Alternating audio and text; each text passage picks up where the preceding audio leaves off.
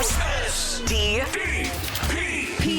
The Steve Dangle Podcast. With your hosts, Steve Dangle, Adam Wilde, and Jesse Blake. Well, I mean, another day, another Oilers tank, defeat, destruction. I like Brendan Perlini's version better. I really did. That's a shame. They really don't get anything nice. It's bad. It's bad for the sport, man. Oh, terrible. Yeah. Terrible for the sport. Holy shit, the Panthers are good. Yeah, the Panthers are great. You know, that's the thing. We need to talk more about the Panthers. And honestly, like, I mean, the Oilers are the story though, because the best. It's you know, it'd be like Michael Jordan getting shut out, right? It's a big deal when the best player gets fucking destroyed. It wouldn't be like Michael Jordan getting not actually shut out, but like Jordan up. didn't become Michael Jordan until he won 3 championships. I mean, Connor McDavid hasn't won shit, if we're being honest. So this is early Michael Jordan. Yeah, Michael Jordan lost early on. Yeah, he's good. Bulls are bad. But yeah. Also, I pulled up the highlights because they're not good. I pulled up the highlights pre-show because I wanted to check the shot chart just to make sure everything was right. And the Oilers started this game out shooting the Panthers 14-3. Like, that should be such a victory in itself. Yeah. That they're like, that doesn't happen to the Panthers. No, the Oilers, they hemmed them in, and they were dominating early on the first period, and then it just all went into the toilet. Not only does that not happen to the Panthers, but when it does, they lose. Because their goaltending's not that great. Well, but Bob's having a comeback season. How is his contract now worth it again? 925 save percentage, 238 goals against average. Yeah. I mean, let's compare and contrast. Ebbs and flows, though. Well, he takes years off and then comes back. Yeah. He's back. He hasn't been this good. He had a 913 in 18-19, and a 921 in 17-18, and in 16-17, a 931. Before that, though, a 908. So, like, he hasn't been this good in about 4 years. He's been unbelievable. He's Pecorine. Oh, no, it's bad year. Hooray, it's good year.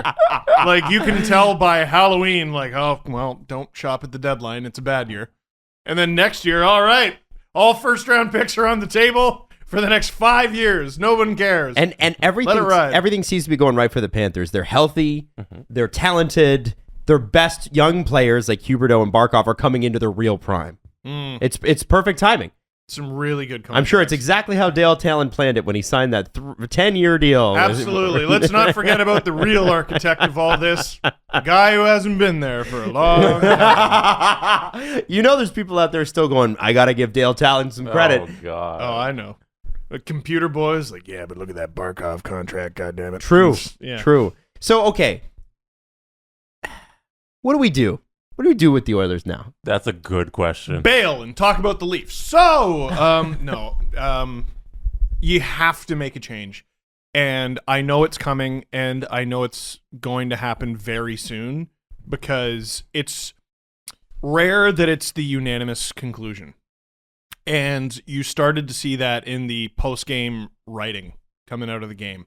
Writers are going to have different opinions, and, you know, there's the perception out there that, they're going to protect Ken Holland at all costs.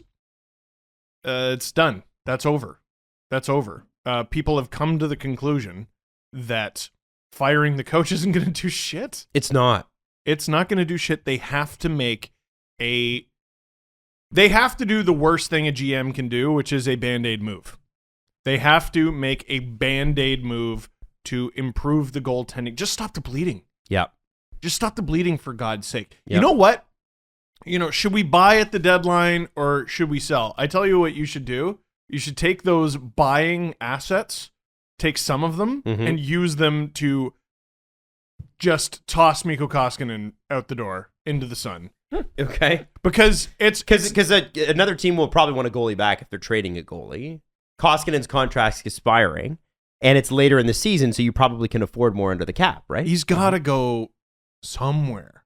He's got to. And have you seen the Sabres injury chart that they tweet out? Oh my God. Oh my God. Everyone's hurt, and everyone's hurt forever. Oh. And in net, Malcolm Subban, Save of the Year candidate, injured. Tokarski, injured. Craig Anderson, injured. Who's Luukkonen, Injured. I pointed at Jesse because that's his guy. Pekka Ukko Luukkonen. Yeah, there you my go. boy. Pretty sure that's wrong. but Yeah, that's him. That's what I call him. I believed it. Anyway, they because it's not even just that he's been an inadequate goalie for them. He makes $4.5 million, and you pay assets out the door to get him out the door, and then you can finally start solving your problems. The framework for a Fleury trade seems very obvious. Like what is the obvious? He's got a 10-team no trade. Who, Fleury does? Yeah. So it's Canada plus probably Vegas. And maybe. I mean, would he want to? Well, I mean, it's not like he'd ever get traded back. Buffalo's on the list. Good question. Yeah, Canada, Buffalo, and who are the other two? You know? Yeah. That's kind of what it is. So, but I don't know if he could be convinced.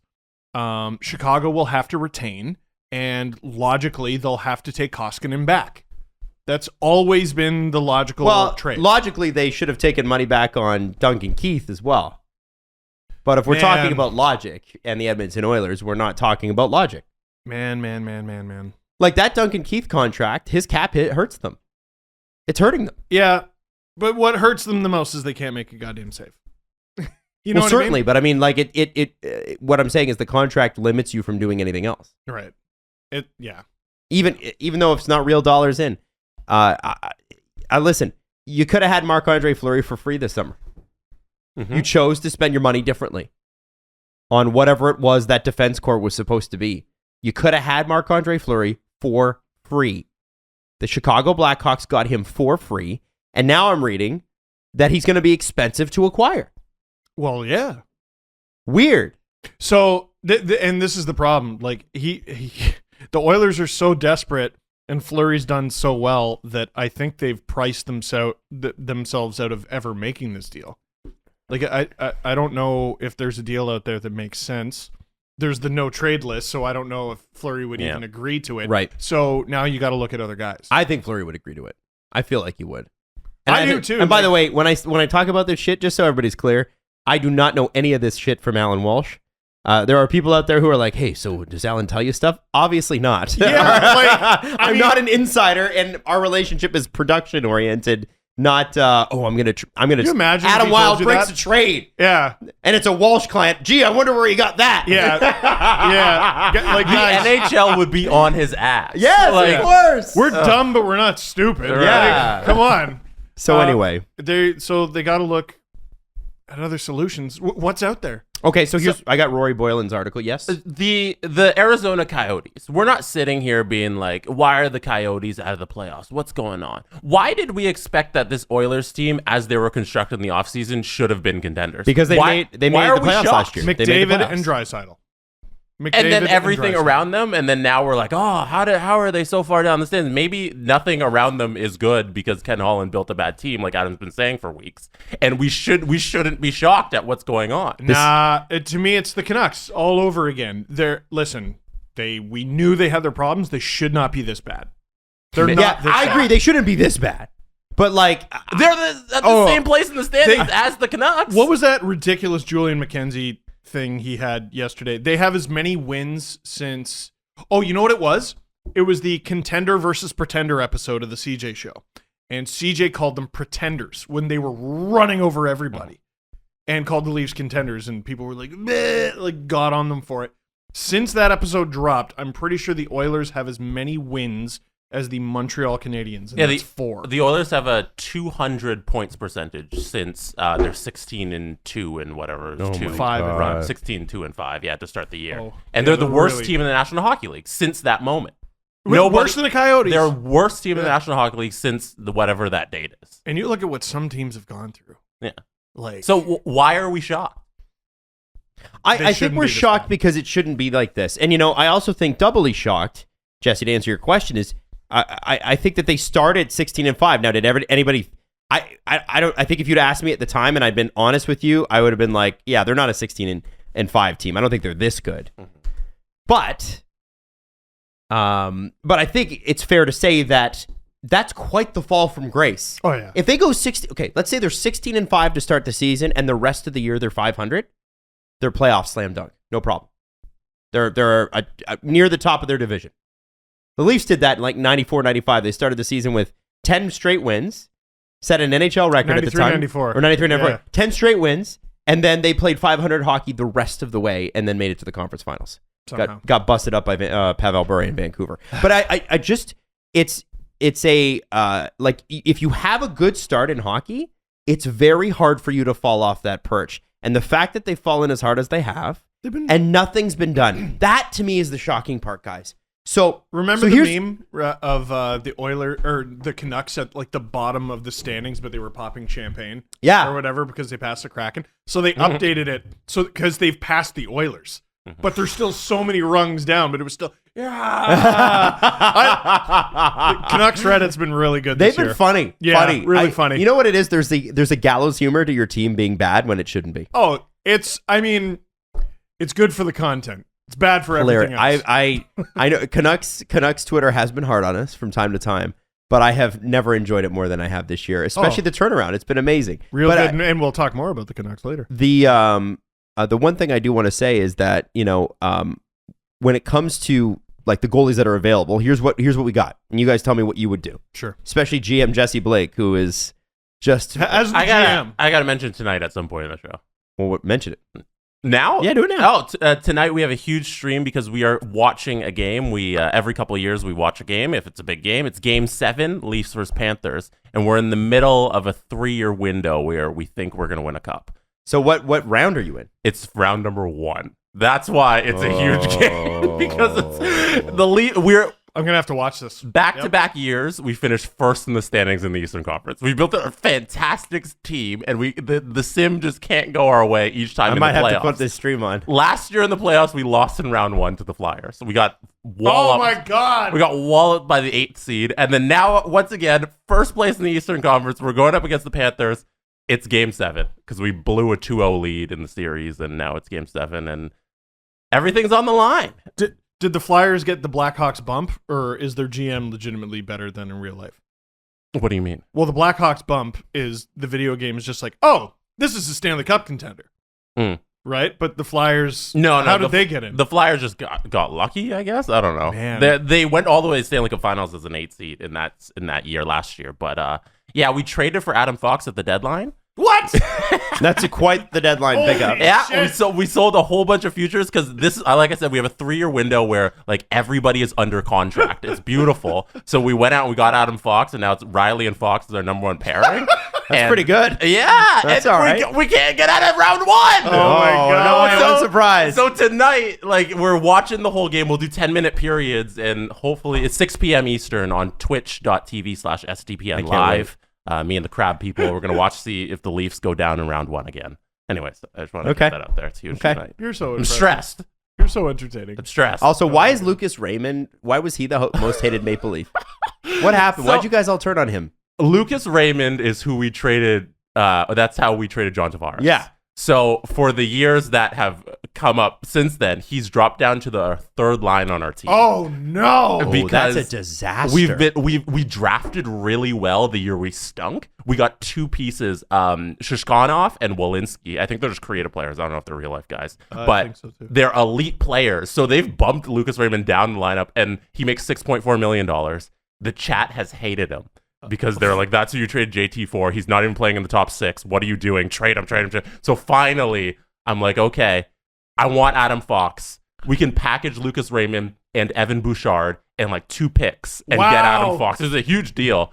And so I sent him out the way. Everybody was so happy because he was vilified. He was like the FNUF, basically, of this franchise. It's like real life. Sam Kessel. It's not even his performance. It's who he was traded for. Yeah. It's exactly like real life. He was a decent player. He got to play so low in the lineup, and he was putting up some nice numbers for what he was, and you can't have a guy making 6.4 in your 3rd line. It came to a point where it was that it came to a point where it made sense as a GM to make the move. As a GM, I would never make the move just because everybody hated him. That's why I held on to him for 3 years. Can't listen to the fans. Exactly. Can't be emotional. But as a GM, it made sense to take away from the 3rd line where we have a star like Lucas Raymond. He's still 23, and with a package of some other guys, I can go get Adam Fox. So it made sense from a trade perspective, and that's the only reason I did it. It wasn't the fan pressure, but added on top, the fans get what they want.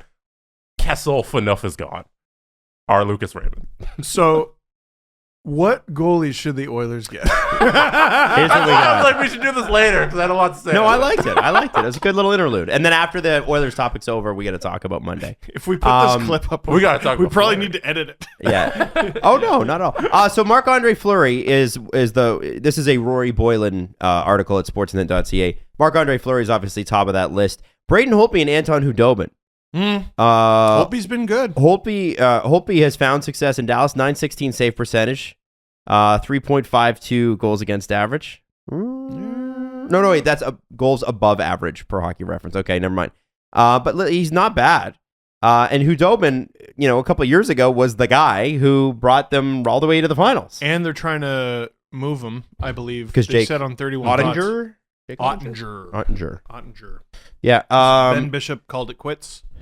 If you want a cheaper option, I really like this one. I mean, I don't know how cheap it is because he just signed a multi-year deal. But Chris Drieger in Seattle. I was going to suggest that, and I'm not afraid of how bad he's been this season because Injured, but also every goalie the Kraken have tried have been bad. Mm-hmm. And when Grubauer's bad, you might look at that and go, oh, he's having a shitty season. And he is. But when every other goalie who you've put in there stinks as well, you go, okay, maybe there's something wrong with the recipe here that's screwing up the cake. I don't think they did a good job picking that team. Yeah. Said it at the time. Still believe it now. Cool jerseys. Eunice Korpisalo. Now, this one, I'm curious as to why Columbus, given the season they're having, which is great, why they would do this. It's funny. It's one of those situations. Sorry, but let me just say, he is a UFA at the end of the year. Go ahead. Eunice Korpisalo is the Chris Kreider of goalies, where he just barrels down the ice and attacks the other goalie and takes him out at the knees. No, he's the Chris Kreider of goalies because it's every year he's getting traded. Georgiev is like this too. Oh, he's getting traded. It's going to happen, and he stays with that team. Merzlikins is clearly the guy.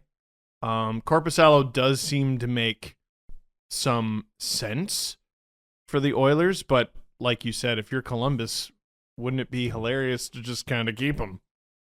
Well, what if Merzlikins goes down and Columbus has made it past the first round one time? Yes. One time in their entire history. I think you hang on to both goalies. As a franchise. Yeah. Yeah. Ever. Yeah. I think you hang on to both goalies. Ever. And they won a qualifying round against, I forget who. I think the writing's on the wall because they gave Merzlikins the extension and then now Korpisalo's UFA. So they've made a decision. I don't know if it's the right decision, but if you have an asset, you might as well trade him. And I don't think you do because again, what if Merzlikins goes down and you're stuck with fucking Mikko Koskinen in this great year that you surprised everybody with?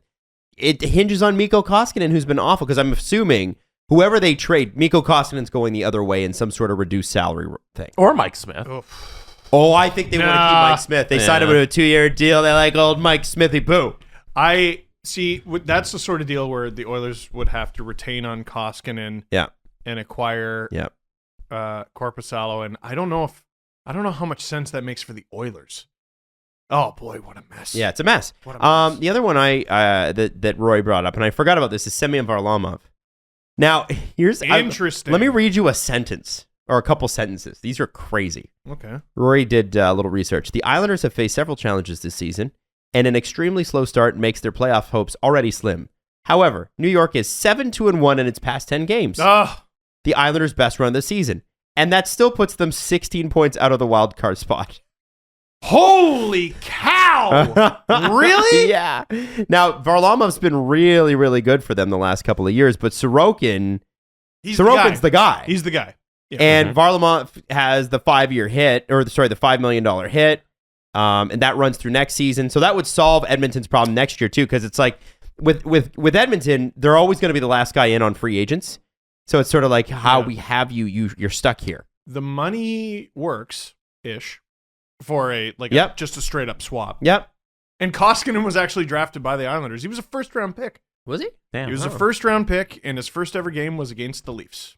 And so then you'd have Varlamov, Mike Smith, and if you were able to make the playoffs, if Mike Smith's healthy, based on how he played last year, I really like that. It's better. Much better. Much better. Definitely and better. you've got a goalie who is a proven performer. Now, Barry Trotz's system makes okay goalies look like Vezina candidates. Right. Look at, Braden Holtby, no offense to Braden Holtby, who has found his game again. That's great. But Braden Holtby was never the same after that cup run. No, but he sort of went through...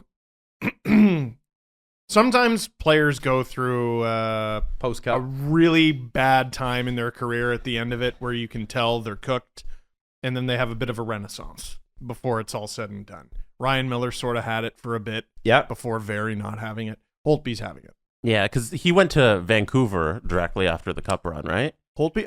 No, he stuck around in Washington for a year, maybe But 2. his next team after was the Vancouver Yes. year, and that was a disaster year. That was a year from hell. And I don't know how you blame him for that situation, but he definitely wasn't the cup run goalie. And just a note on the Islanders, we did the math in December with the Your Team Is Done awards, and the math didn't math for the Islanders. Like they're playing at a ridiculous pace, and they can't catch up because they'd have to keep this up for the entirety of the rest of the season. So I think it makes sense to sell on Varlamov, and if you're Edmonton, go after that. There's a legit starting goalie. Who do you like in a conversation with Ken Holland and Lou Lamoriello? Who wins that one? Lou is going to put the screws to Ken Holland. You know that. Because you said it earlier. Well, Steve. everyone's you calling him. 100%. Mm-hmm. But you got to make the... and Ken Holland's desperate. He has to be. If Ken Holland's not desperate now, I don't know when the right time to be desperate would be. I'm imagining the shortest conversation of all time. First round pick. Ken, it's Kyle. What do you feel about Michael Hutchin Click? How do you? What about a 3rd round pick for Michael Hutchin Click? That 1st round pick in Edmonton could be really valuable because they might go out and try and get a goalie and try and make the playoffs, and they still fall short. And that pick might be a top 10 pick. Jesse, that is tantalizing and juicy, and no GM in this league is that stupid. What do you know mean? how little I think of GMs in this league? What do you mean? You think that you think Ken Holland's going to put a trade protection on that? Yes. I think at most he does top 5. I think Lou would be like, fine, go with the current goalies you have. I think at most he does a top 5 trade protection. If you're Ken Holland, I think you let the ship sink before you do that. I don't know. Ship man. sunk, man. I don't know. If it keeps up like this, you're sunk anyway. Yeah. Man. And he signed Duncan Keith. Somebody told me on Twitter today, and I understand where they're coming from. They're like, listen, you're really hard on Ken Holland. I'm like, yes. And he's like, and what he said was, well, it's not his fault. It's really ownership. It's been going back for a generation. I'm like, yes, I know that.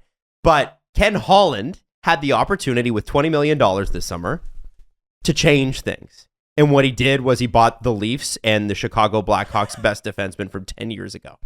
Like, I don't know what you want me to say. It is Ken Holland's fault. He could do... I don't put that at Daryl Cates' feet. Daryl Cates said, go ahead and do your Ken Holland thing. Mm-hmm. And Ken Holland, to his credit, did exactly what he's done for the last decade, which is underwhelm. That's why I ask if we should be shocked that they suck. Well, I mean, maybe we should be less shocked. A little less shocked. But it's the 16-5 start that gets me, Jesse. It's the Mike Smith had a great year last year. It's the 16-5. What's so shocking is they started like that. And you got 2 of the best players in the world. Yes. Yeah. Okay, now, off the Oilers for a second. We'll see what happens this weekend. Okay. Dave Tippett could not have been more morose in the press conference after the thing. I think we all know. And Saturday's Calgary. Oh, and Matt Tkachuk's going to be all in that. That's going to be a must good game. watch TV. Oh, that is going to be 100%. a fucking great game. Dude, you think he cares about you? He sacked his brother this week. Yeah, he doesn't care. Hit him right in the nuts. Now, I do want to quickly mention that as of Monday, we have an announcement to make. And I always say announcement. We are adding another show to the network. Yes. And we're very excited about the show. Hooray. And it is called... I tried, folks. I tried. We're not gonna release that information. No. But we do have another show coming. They've already been in pre-rehearsals. I heard it. Yeah. What did you think? It is very good. It is exactly how we envisioned it. I was afraid of what you were going to say. What? I don't know. What? Because I would give it away? I don't know what you were going to say, and I was worried. I was like, what's going to come out of his mouth next? I'm sitting here like, how do I give my honest thoughts while also not blowing the secret? Can I just throw that? Can I tell you about a conversation that Jesse and I had? You fuckers. I know exactly what you're about to say. Do you? No. Yeah. You don't. How is Steve going to blow this for us? No. 100%. No. Jesse, should we talk about it? I don't know. I don't know. You know what the conversation we had with We have a lot of last conversations. weekend? No, the last weekend. Oh, you have remember? a lot of conversations. Should we have that? I don't know what it is. Okay, so Are you sure you want to have it? I don't know. I think it's funny. I don't think we I should think have- it's funny. I don't think we should do it. I think we should do it. I don't know I'm what doing it it. I'm calling an audible. don't know what Okay, it let me is. let you in on some goings on at the STP. Oh, okay? God. Audio that comes with you wherever you are. Yeah. So we Audible. So we're working on a plan for Game Over International and the Olympics, right? That shouldn't surprise anybody. We got it kind of cut short on the World Juniors. We did one game. Yeah, I know. And the question of it is like, and I'll just be straight up. The question is, okay, the game starts at midnight. Are we doing a live post-game show at 3:30 in the morning? Mm-hmm. You know, that's the question. So what's the best way to do this? We were talking with me and Jesse and Andrew talking about some of this stuff. And I said, so Andrew, You and listen. Jesse and Andrew. Yes. Oh, that's good. Yeah. That's good. Yeah, So it was a we're meeting. so this is the best part. So I said, hey Andrew, we got an update for you. We got a new show that we want to tell you about. And so so I'm about to tell him this, and he said, oh, is it so and so and so and so? And I was like, yes. And I said, how did you know? And he's like, oh, Steve told me last week. He's the only person I've told.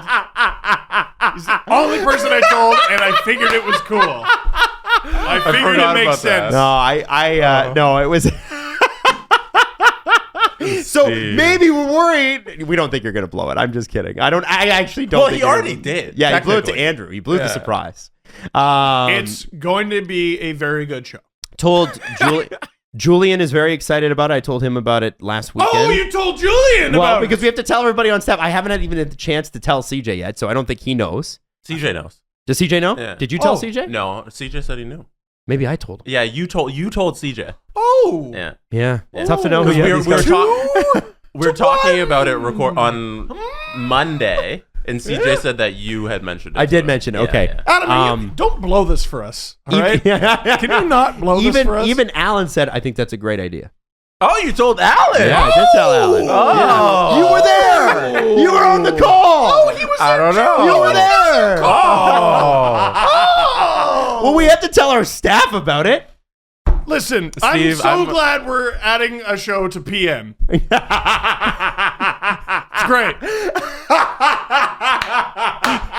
My favorite network in the world, PM. They're doing great things. Do you want me to fix the cups I got you guys for Christmas that you're drinking out? Oh, you're not drinking out of them. Okay, that's fine. That's You fine. don't know what the SD stands for. Yeah, I said super duper. Yeah. This is a super duper podcast network. Yeah. Stands for Steve Doesn't. Duck you because you misspelled it. Because it's autocorrect. Yeah. Puck. Yeah. Yeah. Duck you, get off our call, you Anyway, fat it's piece of crap. Which I resent. You didn't need to call me that. That's unnecessary.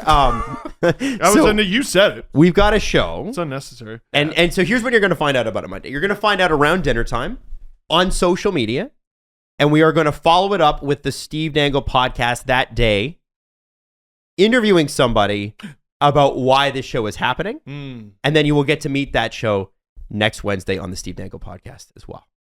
That is the layout. So expect something around dinner time, Eastern Standard Time, on Monday, followed immediately by the Steve Dangle podcast, and you'll be able to hear immediately right off the top of the show why we're doing this.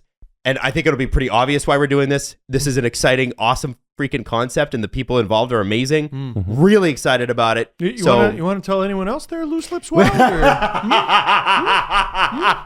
Who else are you going to tell?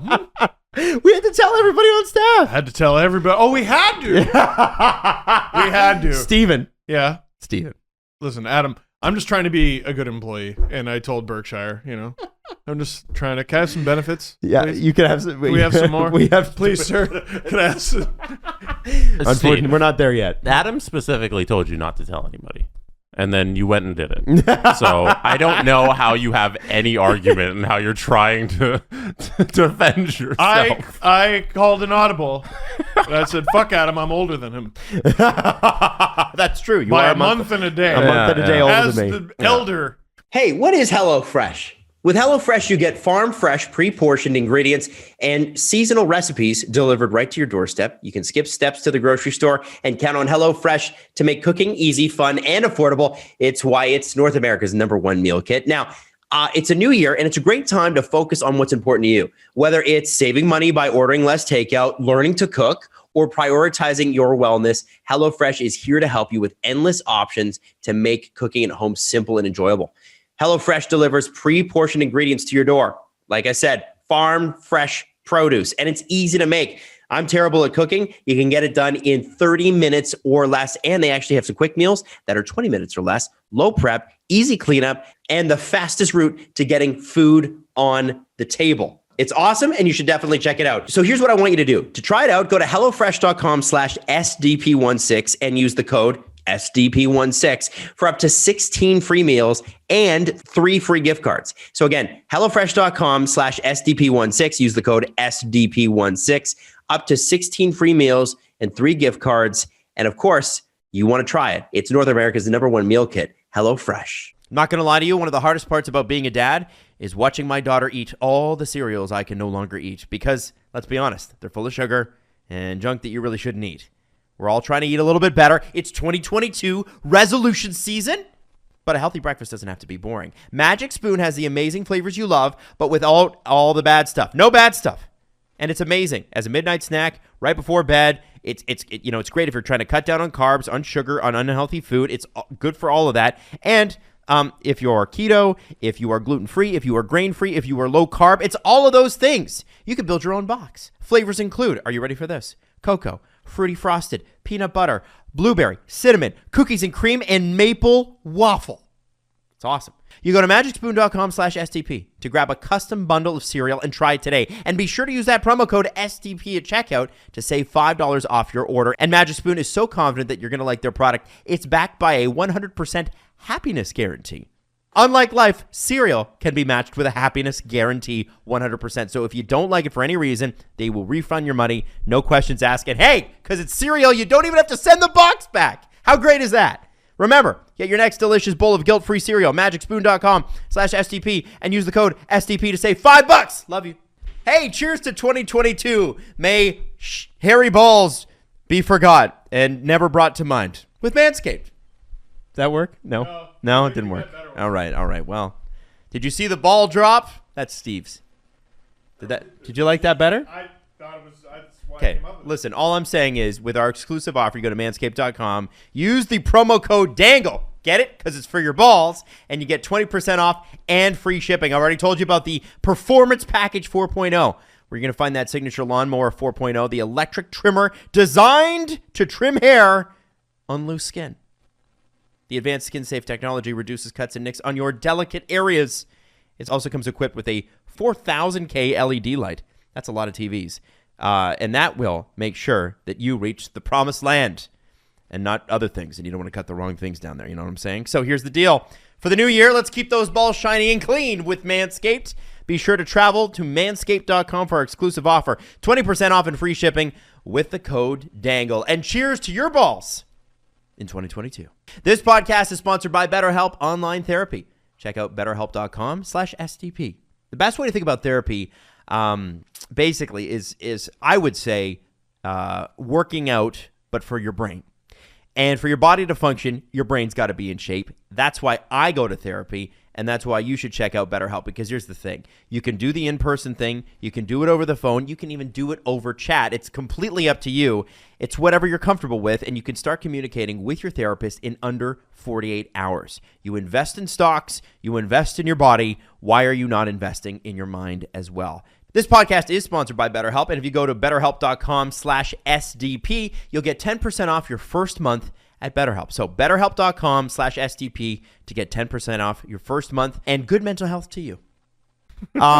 Hey, so Leafs Nation's a bit divided right now. Why? And what happened? And obviously with another I watched the first two periods of the game on Wednesday, and then promptly went to bed because I had to wake up early, and I caught the best part of the game. And I thought that this tweet perfectly summed up both sides. I know how it's so perfect that I know what tweet you're going to read. It's Foolemans, right? Mm-hmm. Every time the Leafs slump a bit, we all have a discussion about whether it's time to worry or not. And I feel I should mention, I developed multiple personalities for this years ago. I am fine and extremely upset. The Leafs are good and utterly doomed. Go Leafs go, but also fuck. And I think that's so perfect. Let's be straight here. The fact that they've given up this many leads recently is indicative of a few things, but I think to say that you would be completely unconcerned by it, I don't think that's reasonable to say. They've only given up a 3-1 lead in 4 straight games. I'm not concerned. I think you can be a little concerned. Sheldon Keefe certainly is concerned. But at the same time, teams do go through down spouts throughout the year. And let me say this. Jack Campbell's played a lot of hockey. Where's Peter Mrazek? Can he play? No. They did sign him to a 3-year deal with a lot of money. Where's Peter Mrazek? I think it was Ailish Forfar who brought it up. It was on the morning show on The Fan. And yeah, this guy needs to play. He has to play. He's got to play for the next 5 weeks, especially because February is going to be insane. He's got to play the way they meant for him to play, which is probably taking on 50% of the games. And I'm serious. I don't care how good Jack Campbell has been this season. Mm-hmm. You have to make Mrazek work. Yep. You have to. Yep. And if he gets hurt again, then the path forward is clear, but you have to get there first. Jack Campbell needs rest. Mm-hmm. He needs rest. That's the beginning, middle, and end of it. He needs rest. His numbers have also fallen off Hugely as the season has gone on. Yeah. Well, because he's played all the games. Yeah. Well, it's amazing how the narrative has changed for Campbell, because people have been talking about how he hasn't been good the last few games. And I started to think, I was like, when did this start? At what moment did he start falling off? And it was after he made the save of the season and the Leafs still lost to the Avalanche. Because they win that game. Holy shit, was he playing bonkers that night? Yep. And probably the whole week that follows goes different. But the team in front of him abandoned him. I have a hard time blaming him for the goals that are going in. The St. Louis game. The St. Louis game, they were dog shit in front of their own net. You'd probably lose that game. 100%. And the first Ryan Reeves goal, hysterical. Oh, man. Hysterical. Especially after he'd taken that bad penalty. And I was like, yeah, maybe we'll get one over on Ryan Reeves. Nope. The first one's where he's in behind everybody and he's just standing in front of the net, right? Yep. Yeah, okay. It's just, dude, that's such smart hockey, though. The biggest player in the NHL, and you miss him. Yeah. But the heaviest, anyway. You're not doing anything on the ice. You just go stand in front of the net. Eventually, the puck will get to you. Yeah. That's good. And people are talking about, like, oh, man, it's Ryan Reeves. I'm like, any plug in the entire NHL, AHL, or ECHL with that much time and space can put it in. Mm-hmm. Yeah, they're good hockey players. Twice, even. Like, yeah. Come on, man. It's at that point, you're shooting at a shooter-tutor. Like, and you have, it's brutal. I mean, the thing was, they were up 3-1 on the best goalie in the NHL this year. Yeah. Like, you have 3 goals on Shesterkin. You've got... You can't lose that game. You can't. You can't lose that game. Am I panicking? No.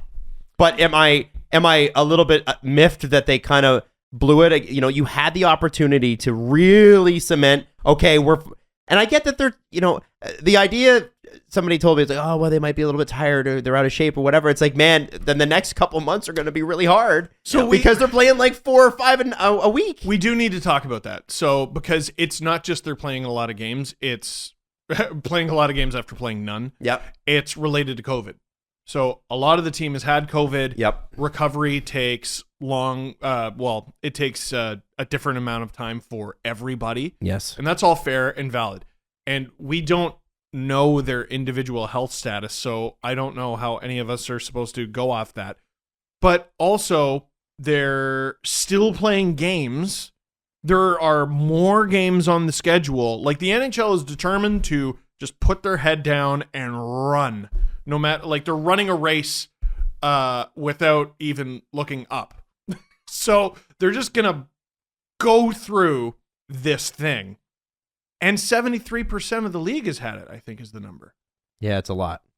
So every team is dealing with this in some capacity. Sheldon Keefe didn't seem to think it was an adequate excuse after the Rangers thing. Mm-hmm. Because that, I really did start to think, I'm like, maybe they're really going through it. maybe they're battling this harder than other teams. And then the coach is just like, God, we're soft and purposeless. Can I play it? Oh, yeah. Yeah, because I think what you're saying, Sheldon Keefe, as you were going down the train of thought, Sheldon Keefe kind of dispelled all this by not giving his team a break. And here's what he said post-game. Today, I just thought we played soft and we made poor decisions defensively. We couldn't sort anything out. I just thought it was just far different. Like each game's been different, so it's hard to talk about patterns other than the obvious in that we've been giving up leads. But I just thought we got exposed today for being a team that was just soft and purposeless and just kind of playing the game and just hoping it was going to work out. I didn't think we had anybody that played well tonight. Coaches didn't coach well tonight.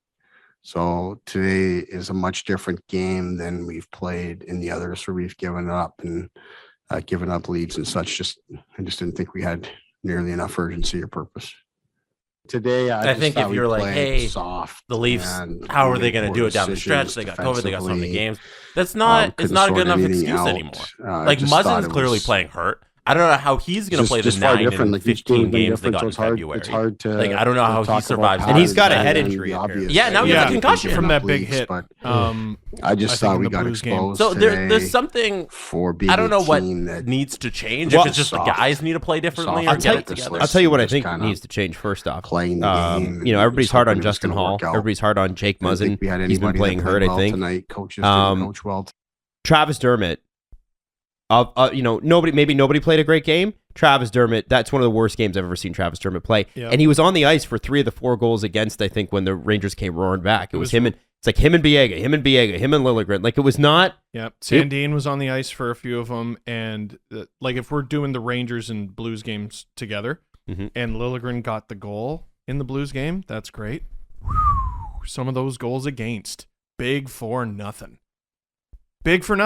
It's weird that the Leafs have taken such strides in front of the opposition's net this year. They have, easily. It's weird that they've taken such strides in front of the net in the offensive zone, and it's almost like they've gone backwards in their own end. Well, I think, everybody looks at Travis Dermott like he's a child or like he's a young kid. This guy's 25 years old, and he's played almost 250. Yes. Almost. Remember, he was on McDavid's team in the minors when McDavid got. McDavid's 25. He's played 234 NHL games, guys. This is a defenseman who should have it figured out by now. We have to stop looking at him like a prospect. Yeah, he's not. People are like, he's still got development to go. I'm sure that there would be, but the reality is that he hasn't panned out to more than a 6-7 option for them. And people keep going, well, they're without their second pair. Let me say this as clearly as I can. I don't care. They got to step up. Schedule doesn't give a shit, guys. Schedule doesn't care.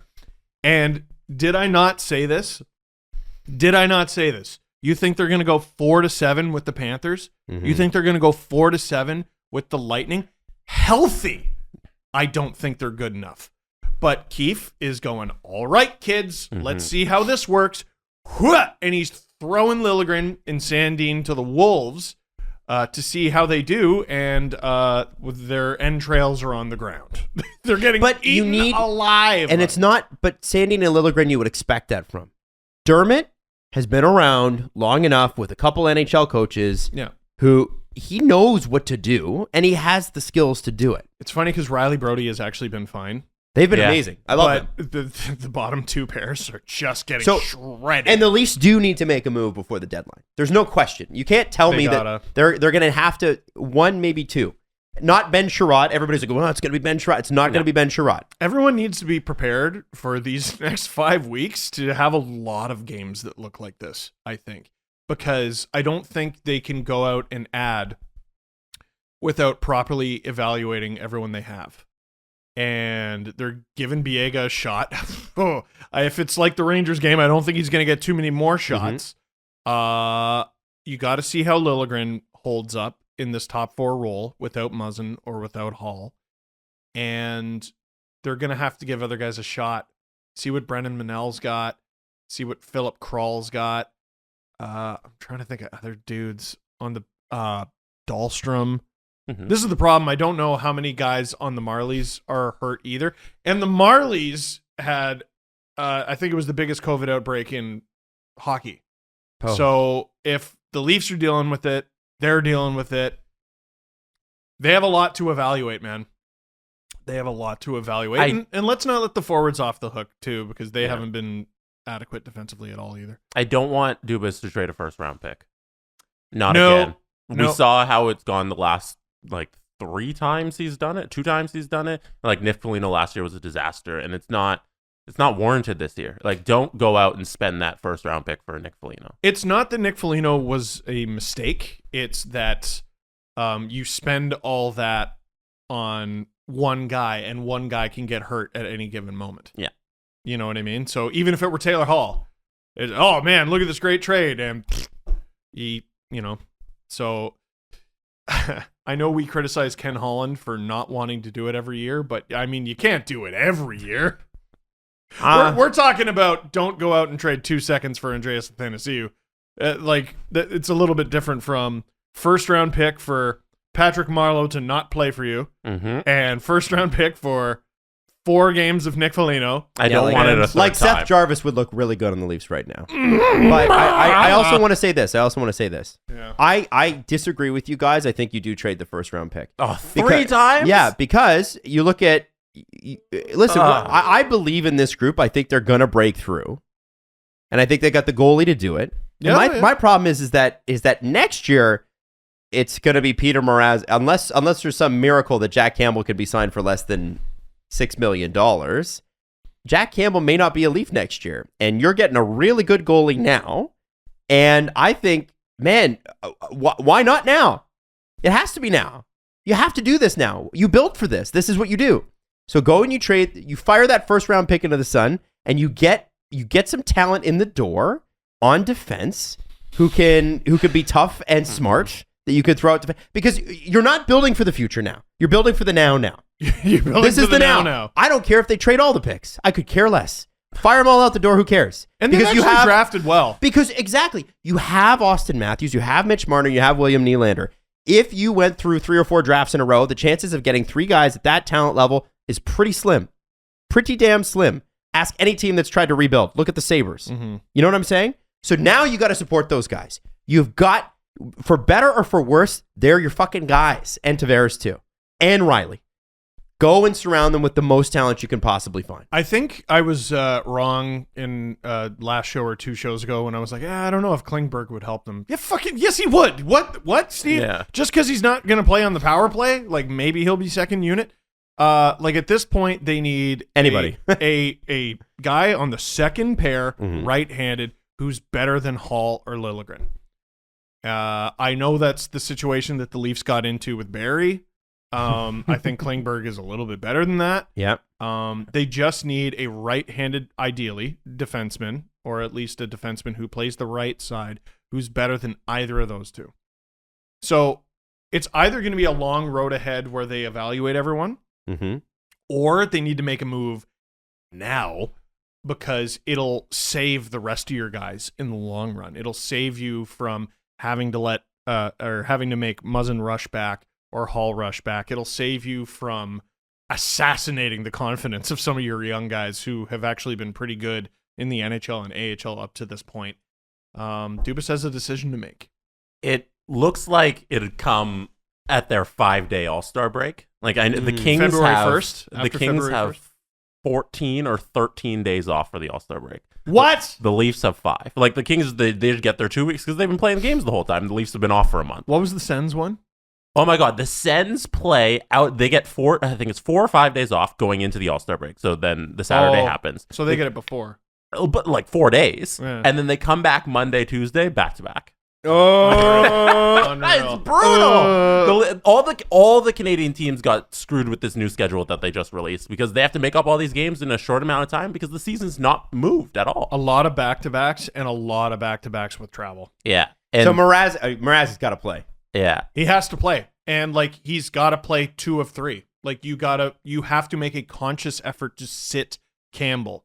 And that's going to be a difficult conversation with Sheldon Keefe because coaches want to win. They don't give a shit about this rest shit. So you're going to have that conversation, man. Yeah. You're going to have to tell him, listen, Mrazek's going tonight.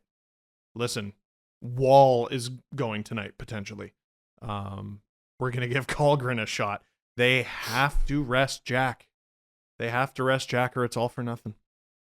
And the point I want to make with the schedule is that in that little window, that's when the first trade happens. Yep. And then you evaluate at the end, and then you make another move, or you don't at the end of the trade deadline. I think that's what Dubas is going to look at. You know, you make your first one in Feb, their little 5-day break. You make another one at the end of the trade deadline, and we'll see what the team looks like from that. Could be. I'm just trying to look at their schedule here. They also have a little break coming up, I think, next week. Don't they? Coming up next week, it wouldn't be a long break. It's not a particularly long break, but it's one where you could make a trade. And I know get a that practice in. I know that it's going to be exhausting for everybody watching that much hockey, but I'm sort of looking forward to seeing the Leafs more than twice a week. No, I'm looking forward like to it. I you know, it's a really you got it? if you're not in Canada, you know, we've had these stupid you know, we've had so much stupidity. And you know, we're in lockdown and it's January, and today, like, I woke up this morning and went to work, and when I got to work, it felt like minus 34 Celsius outside. It was minus 26.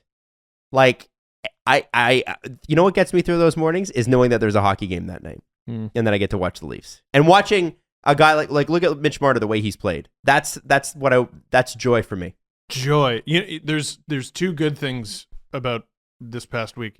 It's getting to watch the Leafs play, and it's easier to pick up Iggy's poop. Oh yeah, because dog poop in the winter is great as long as it doesn't get buried. Because it's petrified, frozen, and it doesn't get lost in the snow because that's frozen too. There you go. So the Leafs, this is interesting. It's not a very long break, but they are at home for nearly a week. So they play the Islanders on the road. Man, they've been on the road for a long time. Tomorrow, that's Saturday. Then they have 3 days off before hosting the Anaheim Ducks on Wednesday, and then another 2 days off before another weekend road game. So the Leafs are going to be at home for 6 straight days after they play the Islanders.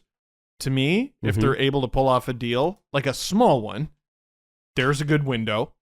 And then, like Jesse said, they're going to have another 5-day window. They play New Jersey February 1st, and then they don't have another game until Carolina in Toronto on the 7th. Okay, but so here's what they need to do with those next few games.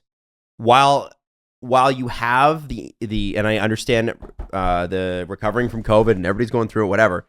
While you have the opportunity to be rested, win those games. Yeah. Make it easier on yourself. Win those games so you at least have a little bit of points buffer. And listen, I mean, this is what's so shitty. It's like, well, if they win the games, then who are they going to play? Florida or Tampa? Or if they go into the wild card, they get to play Carolina. Dude, it's a nightmare. It's a nightmare. The Eastern Conference is insane. But it's so good. I still feel like they've got the talent to do it. I think they've got the talent to surprise. And I hate to say that about this team, but I feel like they might have to surprise. I don't know if they go into any of those series as the favorite, but they can win any of them. Yes. And they got to find out some more shit about themselves, man. And so many of those games, by the way, so many of them are on the road. I know. They're missing 5 home dates. That's how bad the NHL needs Toronto's money. That's how bad. And I have a feeling it's going to be 3, by the way, because 2 of those games are right when they're going to start to reopen things. Nah. Gary is going to be on Doug's phone every day. Hey, Doug, how's your little shovel? Listen, I wanted to talk about, can you open the fucking building? Can I give you the dates? Sure. Ontario will allow 50% capacity on February 21st. March 14th, they'll be at 100%.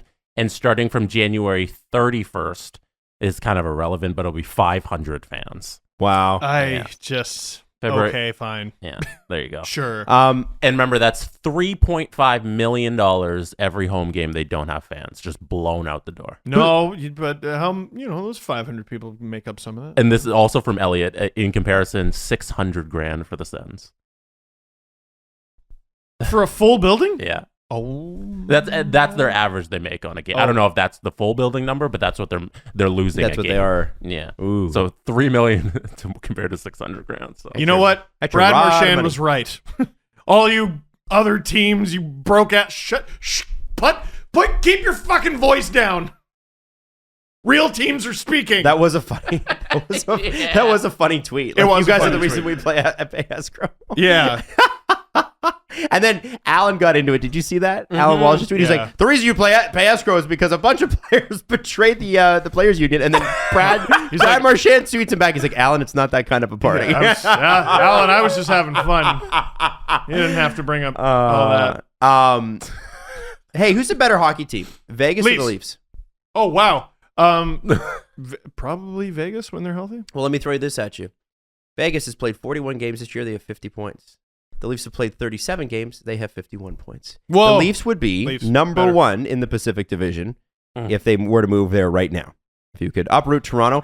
In most divisions, they'd be, first off, they would have played almost like the least amount except for Carolina. And they would have 4 or 5 games in hand on most of the leaders. This team is in really good shape. It's just that you've got Florida, Tampa, Toronto, Boston. Fuck. Three times. This is the dichotomy with the team. They've been the best team in the National Hockey League since November. Nobody has a better record than them.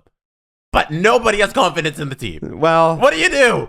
I still feel like they can. Like, I really, I say that honestly, and there was Rangers fans chirping me on Twitter, which I get. I'm like, I feel like this team has magic, and they're like, yeah, what kind of magic's that? I'm like, Voldemort was a wizard too. But I do think that I really think that this is the strongest team they've put forward in a long time. And you could have looked better at than last year. You could have for sure. You could have looked at the last couple of years and said maybe that this X team has more talent. The last Nazem Kadri year had more talent. Whatever. They're being coached better. There's less COVID interruption. There is still COVID interruption. And lastly, I think their fucking brains are straight. I think they're like, we've been through this. We can get through this. I really believe that. That's why. What do you tell Sheldon Keefe? I think they just need to play more games, to be honest with you. Listen, I was saying earlier that, they got to win because, while you have some time, make it easier on yourself. But I also think hockey players are creatures of habit. And if I were to say go a whole week without being on this show, my rhythm would be off for the first little bit coming back. There's no question. In my own mind, whether or not you could hear it on the camera, for sure their rhythm's off. For sure. And I think you ratchet up the intensity the more you play. And I think that's probably part of it. I think their mojo's a little off because they're playing 2 games a week and everybody else is playing 3 or 4. Yeah. I mean, I can see that. That's an argument that makes sense to me. Yeah, you're playing 2 games a week. It's just not natural. Yeah, it's just you've played hockey. Sometimes you've played 2 games a day every day of your life. Yeah. And then it's like, well, no, it's Wednesday night, and I don't know what I'm going to do until Saturday. I'm going to preface this with this thought is wrong. Okay. But here's my thought. Someone, maybe named Kyle Clifford, I would like it if they mauled someone for no reason. Whoa. Pick someone at random and maul them. Maul them. Confetti gloves and maul them. Has he been as Clifford enough? Like, has he been edgy enough? Oh, Edgelord Clifford? For a tough guy, he's got, good defensive numbers. Wow. Tell me something that I give less of a shit about. I challenge you. I bet you can't. Well, at least for 8 minutes a game, we can trust the centerman that's out there. I don't think what you're asking is going to win hockey games. Yeah. If I'm being honest, I don't think that applies to the Leafs. I think a little not bit blowing of a lead. But I love that the Leafs beat the Blues. Yeah. Even though they blew the 3-1 lead because of how the Blues played them. They were assholes to the Leafs. And they beat them physically. And there were a few moments during this game or that game where I was like, nothing? Like the Rangers, okay, there's Ryan Reeves, that's a problem. But against the Blues, I was like, nothing, huh? Nothing? Like, I want to see the rest of the team play with the reckless abandon and disregard for their well-being that Michael Bunting does. Oh, I love that. I love Michael Bunting. I love And that fourth line gets out there, and it's Clifford, who's huge and tough. There's Spezza, who is at very least huge. And can be tough. We've seen that. And can be tough. And there's Simmons, who is like, who's opening that door? Not too many guys. And there are other big guys on the team. Like, this is. You're talking about base human behavior. I think I know what you're saying. Can I say what? It's an 6 guys who do it. It's an attitude. Yeah, but they didn't. So if Steve, if I'm stepping in, if I'm stepping in what you're saying, what I'm thinking is that the base human instinct is when you are on the bench and one of the players on your team throws a massive hit or gets into a scrum around the net, it gets your blood up, gets you boiling, gets you fired up, and then you're the next shift to come on and you're like, "Rrr!" Right? That's what you're talking about. Jacob Trouba almost took Clifford's head off in the Rangers game. And nothing. There wasn't even a response hit that shift or later in the game. There, like, when I talk about things that I've seen in the past and trying to prepare for the playoffs, Ken Reed talks about room. And you can roll your eyes at him and the old man and blah, blah, blah, blah, blah. Let me tell you something. We're talking about how good the teams in the Eastern Conference are. The Blues are a fucking problem. Because they got the skill and they don't give a shit about you or your family. Told you, Jordan Kyrou is a menace. It's a menace. Yeah. It's a problem. I think you're just reiterating everything Sheldon Keefe said 20 minutes ago on the podcast. Yeah, but he's saying they're playing too soft, which is right. They're playing too soft. So what do you think he meant by soft? They're playing too soft in front of the net, or no one's afraid of them? Because I think it's both. Yeah, I 100% think it's both. I think it's an overall thing, an overall attitude. Yeah. Interesting. Yeah. Like, what if part of the reason, what if it wasn't a blown assignment, and what if no one just wants to say, excuse me, Mr. Reeves, can you please move from the crease? What if it's that? That's soft. So we'll leave it at that with the Leafs. I do want to get your ass kicked. I want to quickly mention fight and lose. Like Ryan Rishaug tweeted today that he said coaching change is not imminent today. That's his sense of things. Going to be a day-by-day process. Any poor result versus Calgary, there likely won't be any choice. It looks like Glenn Galutson would be the interim coach. Calgary's former coach. Yep. Who coached them, tossed the stick, and Joey Bats over yeah, here? that's right. That coached the listless Flames. They were bad that year. Yeah. And he said, and then Rishaug goes on to say, it's not ideal to fire, tough to fire Tippett for something the GM wasn't able to fix. That said, lost run with the group and tons of blame on Tippett is fair. Results are what they are. But guys, this is a Ken Holland problem. I'm just saying. Man. Anyway, let's do the press conference.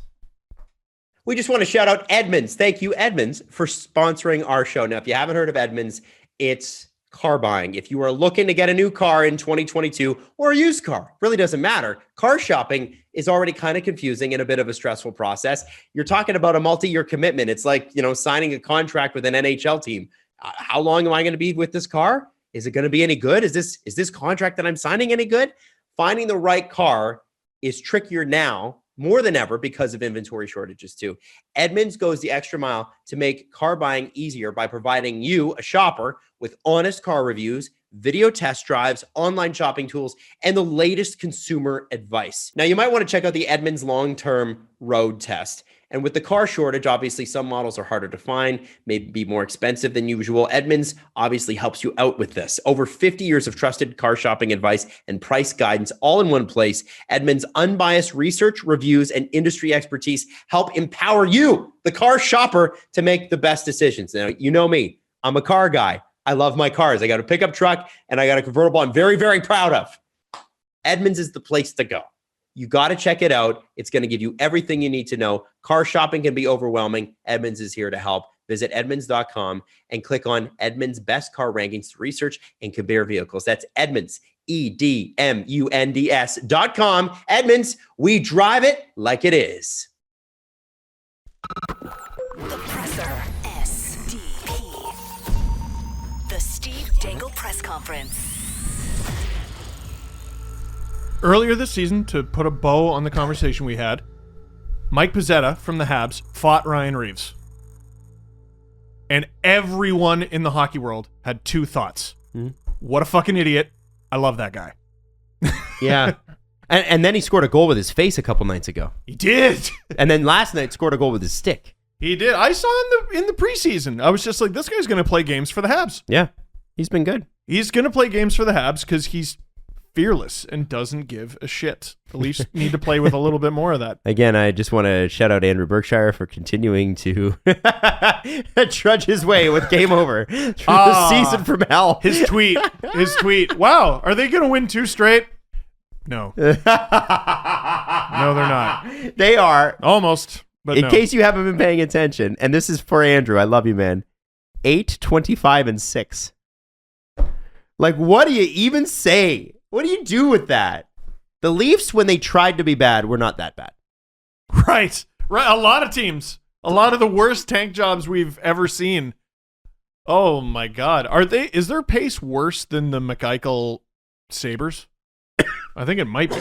At this point, it looks like it might be. That was a pretty bad team. All right, Jesse, questions.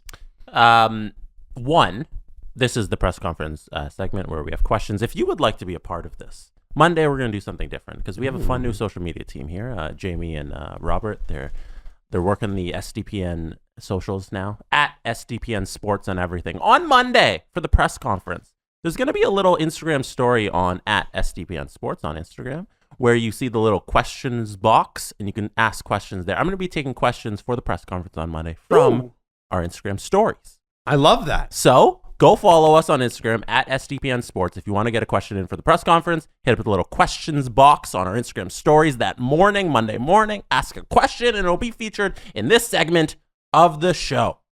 Great. Cool. 2, there was a lot of reaction to our teams that we picked. Oh.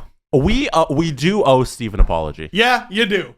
We never told him that he had to pick a goalie. I thought that would just be obvious. No, but you said when we started the bit, because I went back and listened to it, you're like, all right, we're going to do 12 rounds. And I thought, great. And so I started picking my team. And by the time we had decided it's only going to be 6, I'm like, well, shit. Like, when I said 12 rounds, I meant 12 picks. That's what I thought he Yeah, did. and Adam understood the assignment, and everybody listening not. understood the assignment, and Steve didn't understand the assignment. But I did not. That is our fault for not clarifying, I guess. Yes. And So are we going to draft some more? Is that what we're- online, when we posted our teams, and we're not going to draft more, it's okay. When we posted our teams, you got just demolished for not having a goalie. I mean, yeah. I had a team that was old as shit, 1 defenseman, no goalie. You picked a disaster. It's okay. At least you made it into a graphic and tweeted it. Oh, and put it on Instagram. Incredible. What is that? That looks like a good book. Somebody in our Discord, where we usually take our questions, press conference questions, AJ Paz said, this got liked today. It is a tweet from 3 years ago that says, look what arrived today. Steve Dangle from Amazon told my fiance that I have this, an LFR, and a podcast to listen to. Her response, it is going to get loud in here. Sure is. Sure is. Thought that was a nice throwback. Sure is. This is from IC3 of me. Could Mike Babcock be the Oilers' solution? No. He might be. Might just be a coaching change, new voice. Like, here's the thing about Babs. Was he gonna play McDavid net? and Draisaitl really like him because he's good to the Stars, right? Warren Fogle may not like him as much. Well, and yeah, good to the Stars, just not with their rookies. Yeah, It's he's good to veteran players, you know. unless they're Johan Franzen. Yeah. Sorry. Yeah, he That's does. He picks and chooses. Like, the thing is, I don't think long term it's the right move, and I don't even think Mike Babcock's totally, like, from what I've heard from what CJ's talked about on that show, you know, and what we've read, I don't know that he wants to come back. He may not want to. You know, I will say this for him. I mean, he's a millionaire who is coaching hockey in his home province. Like, it's sort of like what I say about the Hunters.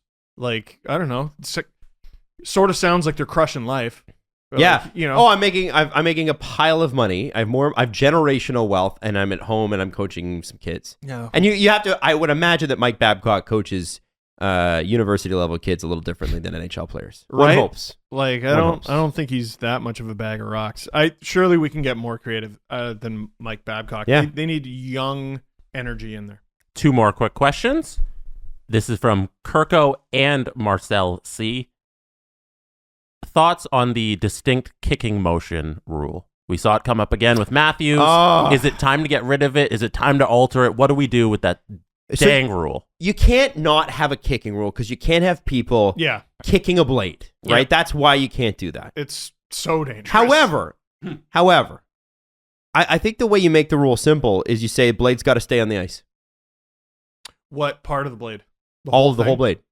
Or like blade's got to stay down. But then we get into the replays of the microscopic. Is that part of the blade on the ice? There's the clip that was going around was, I think it was Chris Tierney of the Sens. It's obviously his blade is on the ice, but he's holy shitting he's kicking it, man. Blade's on the ice though. Blade's on the ice. So is that it? I think that's what it's got to be. You can do whatever. So let's make it super simple. Entire blade must be on the ice. Yeah. So you can kick it as What's hard an as you entire can. blade? Yeah. You can kick it as hard You as you can can. drag kick. It's a drag kick. You God. just slide and Guys are going to get too good at that. good.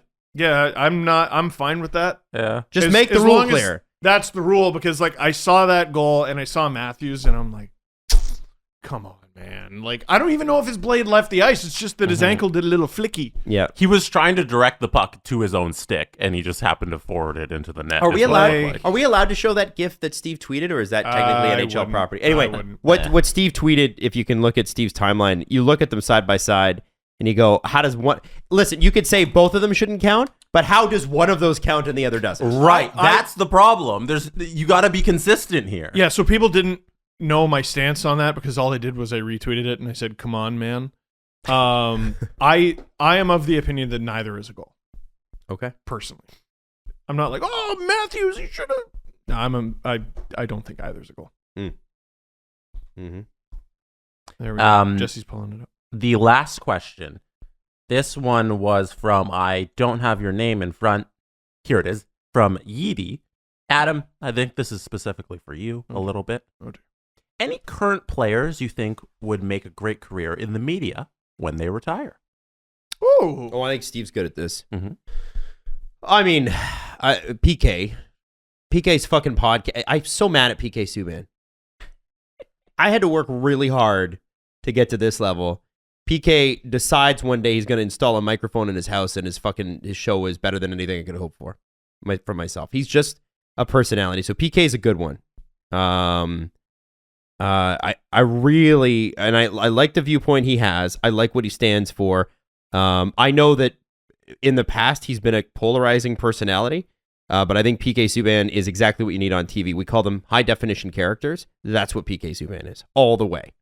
The only piece of feedback I would say for him is he'll be so much better once he's retired. Yeah, of course. He's got too many friends. He's got too many friends in the game. You know, you got to be able to. Then there's Shaq and Charles Barkley, who's just like, they're garbage. Everyone's garbage. And I don't know. And what I like about Shaq and Charles is like, it was tougher when we played. It was tougher when we played. Like, they're just. Yeah, I hope PK says that. On top of being Shaq and Charles Barkley, which is wonderful, but like, they're just every old broadcaster. You know what I mean? I think we're seeing it too. I mean, he's not a former player. He still plays professionally, but Frank Corrado. You know, if you want to hear what Frank Corrado sounds like, listen to it. I noticed that he's all of a sudden showing up on Leafs Lunch a lot. Yeah, which I'm really happy for him. TSN's going to steal him. Oh, for sure. They're stealing him. For sure, which is making me upset. But tough to compete with them. I think sometimes, and this is where I think the U.S. networks get it wrong. I have a friend that's a former professional athlete, and he's been in the media and stuff like that. And he said, if you want to get a job in my sport in the States, you can't have been what I was, which he said I was I was an everyday guy. Right. But I was an everyday guy for 7 years. I'm not a Hall of Famer. He's like, if you want to get on the broadcast in the States, you must have been like a Hall of Famer. Yeah. Or a special personality, i.e. PK. And Biz, I guess, too. Biz would be, but Biz has a bit of a different story, right? He's an anomaly. Yeah. Yeah. I think that's wrong. Yeah. I think that's wrong because what often happens is a lot of the stars are kind of boring anyway. Like, I've never, like, A-Rod's kind of crazy, so I'll sort of listen to what he has to say. But there's some times where you go like Oral Hershiser was a really good analyst and was a really good pitcher.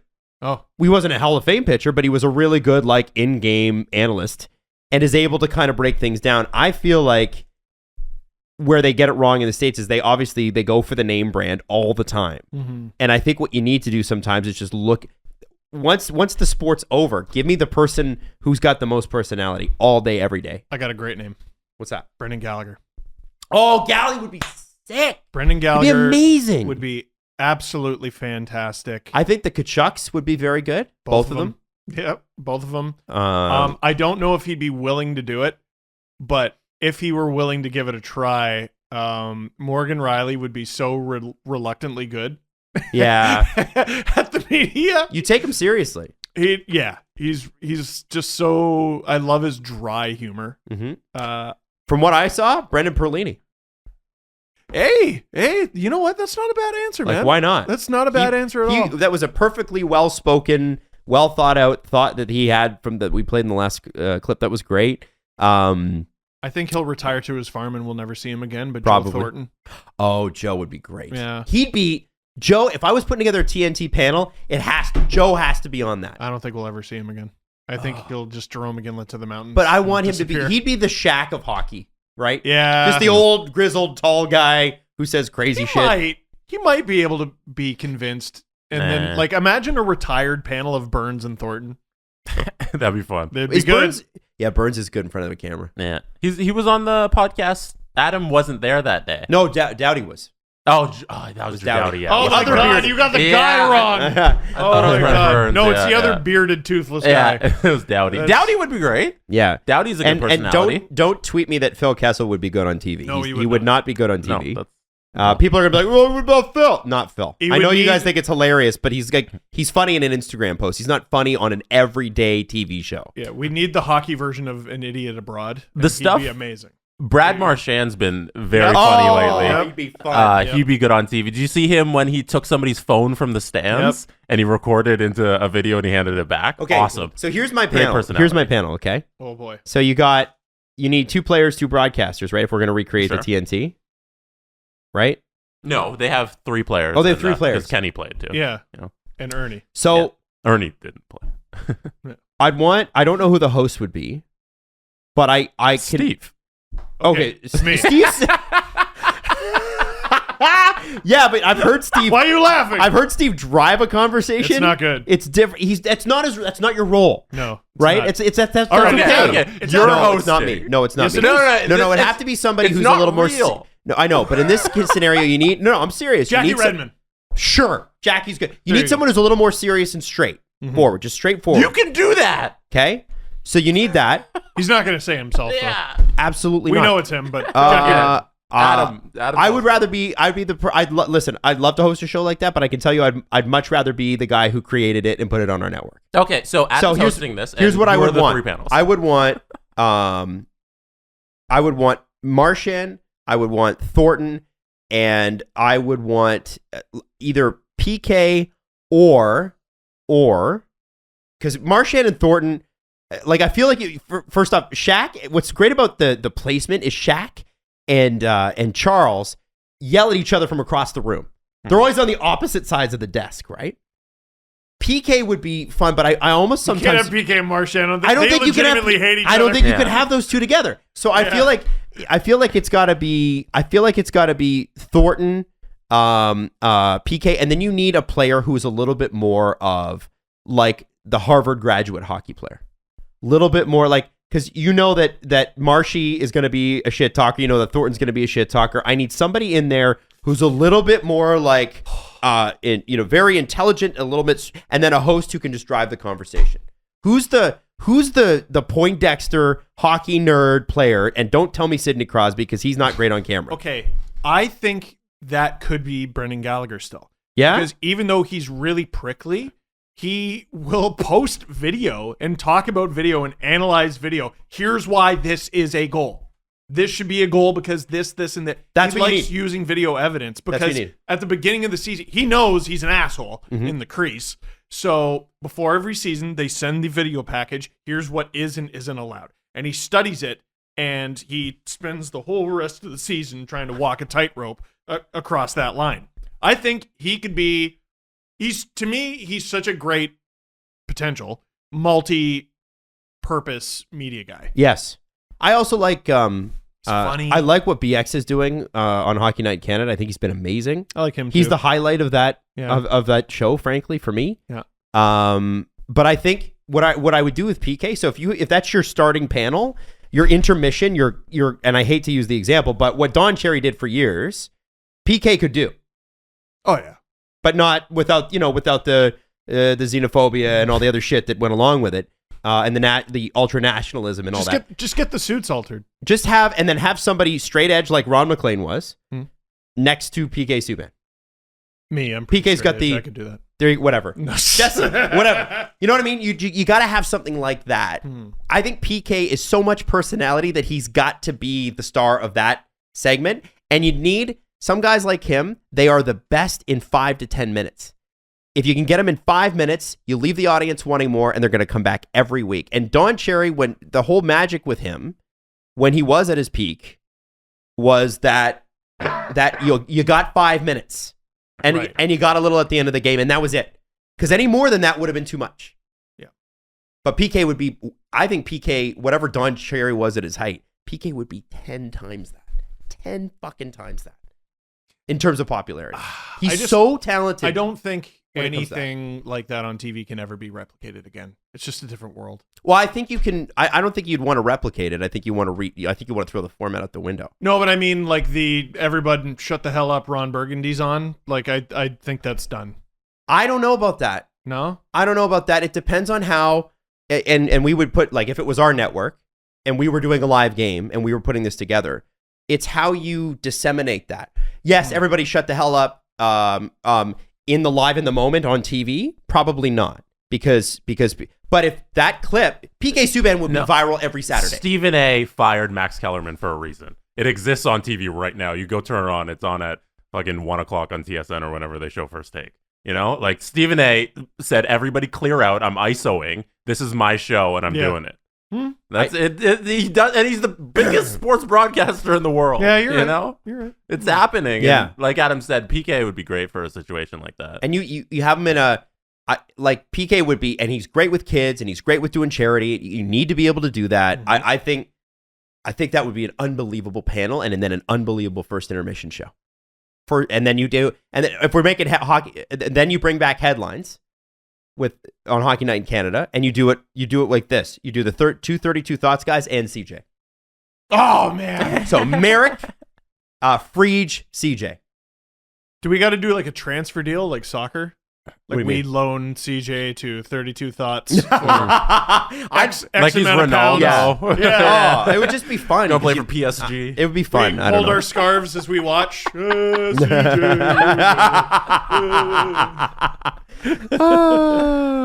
That's funny. That's really, really funny. Well, anyway, guys, I think we've gone on too long.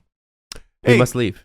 Except not before we say congratulations To? to Rachel Dory. Oh my God! Rachel for Dory! joining the Vancouver Canucks. She's Mike's wife left him and his co-host. Hey! How will Mikey Stevens come back from this? Congratulations, Go make French Rachel. onion soup, you goofs. The Steve Dangle Podcast. Follow the guys on Twitter at Steve_Dangle, at Adam WYLDE, and at Jesse Blake. Connection complete.